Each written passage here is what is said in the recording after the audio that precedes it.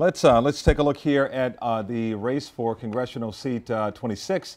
We know this race was decided a while ago when Debbie Mucarsel-Powell came out with her victory speech over Curbelo, the incumbent, taking this 51 to 49%. This was quite the upset, and her camp is down in Cutler Bay. Our own Ian Margol was right there when she spoke and was very excited to thank all of her friends and family. It was wonderful, and she said an immigrant from Ecuador can actually join the U.S. Senate. Ian. Lori, Calvin, she was 14 years old when she came to the U.S.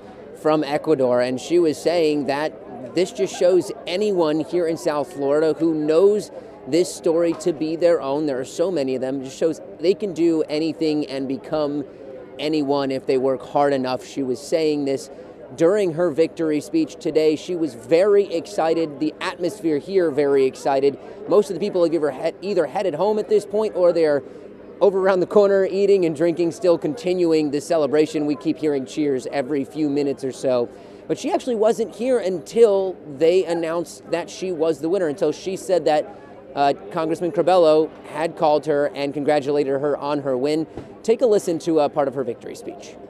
We celebrate tonight, but very soon I have to start to get to work. Yeah! I want to make sure that this government represents the people of my district and not the special interests. I will work every single day to hold this administration accountable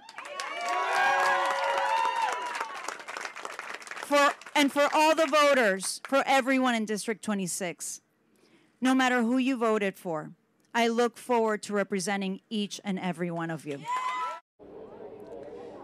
And obviously a big part of her campaign was gun control and talking about high-powered rifles, that she wants to see new regulations. She's saying that this area has seen too much violence and that there's a lot of this sort of resistance in these sorts of areas, and she wants DC to know that she is there, and she wants the people here in this district to know that she is there to make changes in that. She said she also had a big stance, obviously, on health care, and that was actually what triggered her to get into this race, was Congressman Curbelo's stance on health care. So she said she has a lot of work to do. She cannot wait to get to D.C. She joked that the first thing she'll do is try to find a place to sit and see who she's going to be sitting next to. And then she said she's going to get right to work, representing the people here in South Dade. Send it back to you guys. All right, Ian Margol with Debbie Mucarsel-Powell's victorious camp. Thanks so much. Let's go to Local 10 News reporter Terrell Fournet, who has been with Curbelo's camp tonight. He gave his concession speech just moments ago.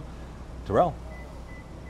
And the mood here tonight, I would have to say, was dejected. This was billed as a watch party for Congressman Carlos Curbelo, but there was no celebration. Curbelo really trickled behind his opponent for much of the night, but not by very much. Literally just a couple hundred votes at some points in the night and a couple thousand votes at other parts of the night. Curbelo decided to have his watch party here at his campaign headquarters in Southwest Miami-Dade. He was choosing to keep it very, very small. Still, though, about 75 to 100 of his closest supporters, friends, and family members showed up.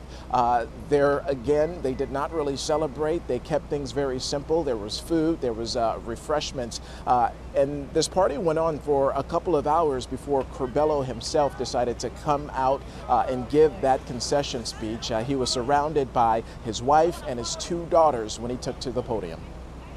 I don't want anyone to feel sorry for me tonight. I've been blessed to serve my community for 8 years.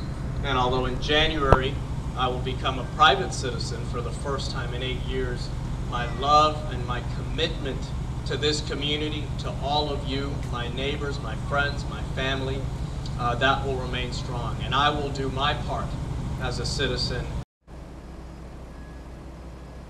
So Curbelo really not getting into specifics about what his future plans are, but he says he has no immediate plans to perhaps run for another office. He says he really will enjoy his time as a private citizen, but obviously he was very disappointed that he did not win. He was really hoping to head back to D.C. to serve out a third term in Congress, but the voters in this district, they have spoken, and that will not happen. Calvin, Lori.